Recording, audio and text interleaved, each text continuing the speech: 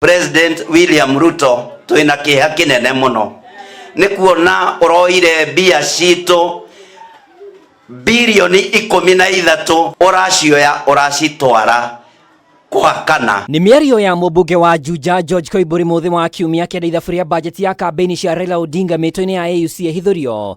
Amukurigana na Koimburi ni hari na witangi wa mbeca cia muingi miario iria riu ironeka kumuikia riko. I want to say that one of the biggest tasks Honorable Koimburi has is to impeach President Ruto. That particular allegation is sufficient ground to bring upon him an impeachment motion on the floor of the House, because that's the work of members of Parliament. That's sufficient ground, and I am very sure it can be substantiated. One or two people can give us that information, and then we will lay a ground for impeachment of Mr. Ruto.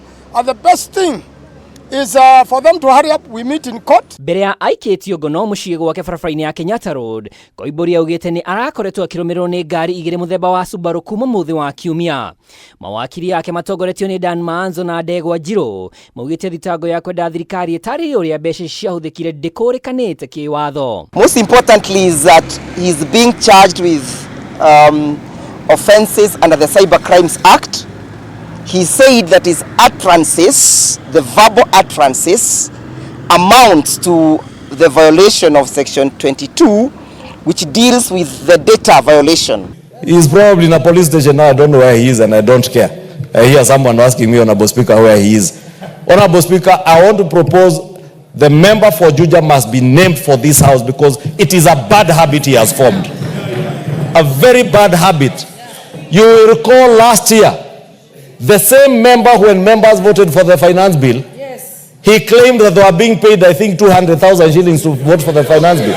This 2 million shillings. Mawakiri aya nĩ mekĩrĩire nganja muoroto wa Guikio Ngono amuda igana gũkinyio igoti-inĩ makiuga ũkinyanĩria rĩu ahingĩrĩtwo ceceni-inĩ ya borithi ya Kamukunji Nairobi. Honorable Speaker, we must at the same time express our disgust by the actions of this member of parliament who claimed that the Republic of Kenya had spent 13 billion shillings.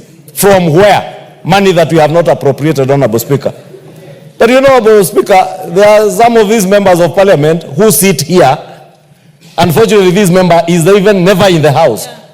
So he doesn't even understand how money is appropriated. Senator wa Kiambu Karungo wa Thang'wa ũrĩa uma hamwe na mawakiri aya augĩte thirikari rĩna rũtha rwa gwĩkĩrĩra ambunge mĩhaka ya kũũria ciũria amu ũcio nĩguo wĩra wao kĩwatho na matikũguoyohio. A member of parliament is given an opportunity by the constitution to oversight, to represent, and of course to come up with laws. So when Koimburi questions, a question that I'm going to ask on the floor of the House today, how much money was used to campaign for one defeated Raila Odinga?